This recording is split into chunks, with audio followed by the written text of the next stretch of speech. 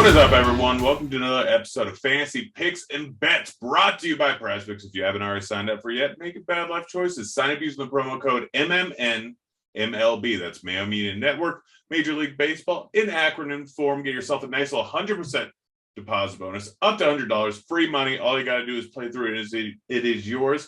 And while you're at it, might as well go like and subscribe over on the Mayo Media Network YouTube channel. Go ahead and leave any of your favorite picks on today's slate. But let's get right down to it. We got nice little prize picks for you, DraftKings picks for you, stacks, pitchers, individual hitters, and bets. We got it all for you. So let's just go ahead and dive on in. Not a huge slate, so this video might not be terribly long, but we'll get through everything we need to. Let's start off with prize picks here, where I've got two for you. The first one is Joey Gallo over 7.5 points. He draws a matchup versus Gant, who's been not good, sitting almost a 6 xFIP on the year. He's been bad to both sides of the plate, but he's been real bad going up against the lefties. Doesn't do anything well, walks them a ton, doesn't strike them out, gives up fly balls, gives up hard contact, just been horrible all around. So 7.5 points, way too low of a number, especially considering that his team has a 6.7 implied team total right now. Just easy money here. Go ahead and take the over on that. Next up, we got Max Muncy over 7.5 points here. Again, another spot where he's just got a solid matchup going up against Tejan Walker. Walker's been terrible. He's been especially bad over the last 30 days. Lost a little bit of his control he had earlier on this season. Has been bad to both sides of the plate, but lefties giving up 42% fly ball rate, 41% hard contact rate over the course of the last 30 days, walking him, striking him out at an average clip, but everything else has been bad. And he's giving up over a 260 ISO to lefties.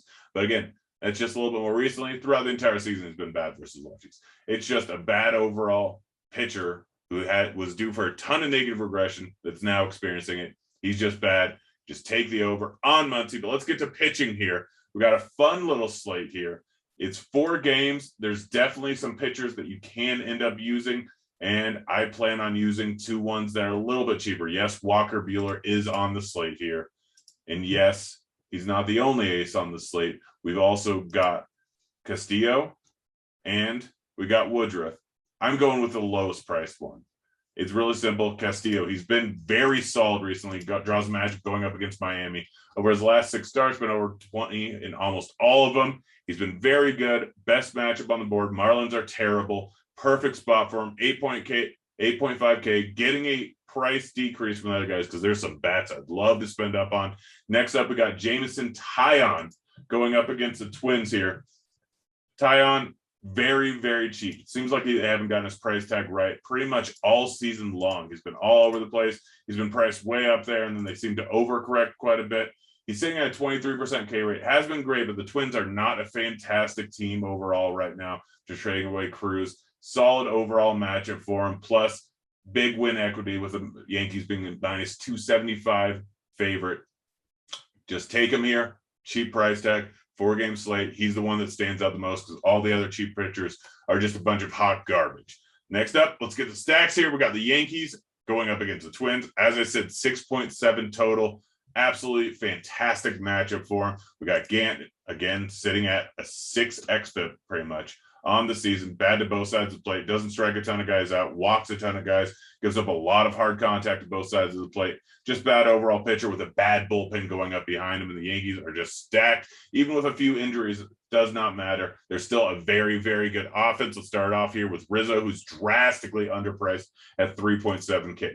This is just a bad price tag for a guy over 200 xFIP on the season going up against righties, going up against a bad pitcher. He's a great hitter, should be batting near the top of the order in a high-powered offense. It's going to score a lot of points. Next up, we got Gallo. These 2 are the main ones I want in my stack. I'm not going to argue with anyone in the entire offense, but Gallo, 4.5K, far too cheap, much better versus righties, has a platoon split, and going up against a low strikeout righty. They're only striking out about 70% of lefties on the season here. So ball's going to be put in play, and he has a 271 ISO, 365 WOBA going up against righties on the season. So perfect spot for him. Next up, I have Stan here at 4,700. Him and Judge, kind of interchangeable. You can go with either one of them. I slightly prefer Judge, but for the price savings, I'm going to go with Stan. But realistically, go with any of them. Go with anyone in the entire lineup. They're going to absolutely shell Gant.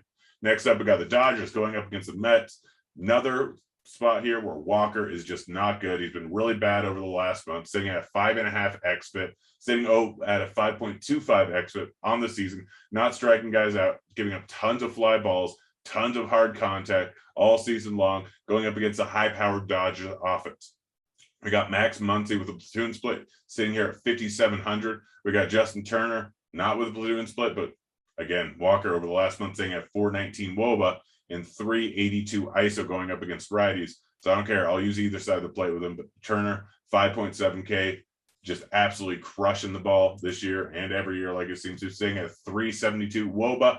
And then we have Will Smith here, 5.3K, getting the catcher position, almost a 400 WOBA, almost a 300 ISO. Those are the main three guys, but again, I'm not going to argue with anyone in this Dodger lineup. They're stacked all the way up and down. All of them are expensive. It's going to be tough to spend up for them, but that's why I gave you Taillon and Castillo as my main two pitchers on today's slate, because I want to play the Yankees. I want to play the Dodgers. They're both expensive. All right, next up, we got individual bats here. Already mentioned a few of these guys. Rizzo, Gallo, Muncy, all fantastic plays. You know exactly why. Rizzo, Gallo, drastically underpriced. Muncy, just very good. All of them great plays, but I'm going to give you another one. We got Willy Adames going up against John Lester. John Lester is terrible.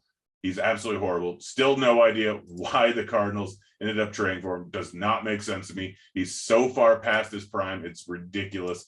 And he's just bad. He's bad versus righty. Doesn't strike anyone out. All the way going back to last year, he's sitting at a 360 WOBA, over a 200 ISO, only striking out 14%, giving up tons of hard contact. And Adames, absolutely fantastic this year, sitting over a 200 ISO, 350 WOBA, fantastic hitter, 5.2K, great spot going up against Lester, who's dreadful. All right, last up, I'm going to give you the bets here. First one, Dodgers minus 1.5 runs, taking the run line here, going up against the Mets. The Mets are bad.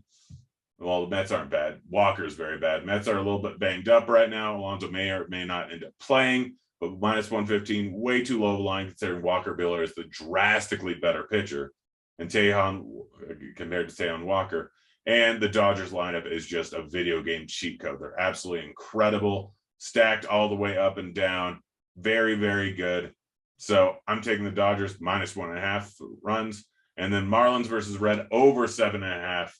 This is being played in Cincinnati. Yes, I like Castillo today, but 7.5 just seems like it's a little bit too low. I think the Reds are going to put up a decent amount of runs going up against Thompson. They're a stacked lineup. Even though the Marlins aren't great, I still think that there's just a low number here, considering the huge ballpark upgrade that the Marlins are getting and the great ballpark. It's going to be 80. Humid, it's good hitting weather. Even though I like Castillo because he's going up against a bad Marlins team, he's still probably going to give up a run, maybe two. So I like the over of 7.5. All right, guys, that should pretty much do it here. Thanks for tuning in. Again, I'm Grant Neiffer, aka Turd Ferguson. I work over at Roto Grinders, the best place with daily fantasy sports in the entire internet. I assume I haven't gone through it all.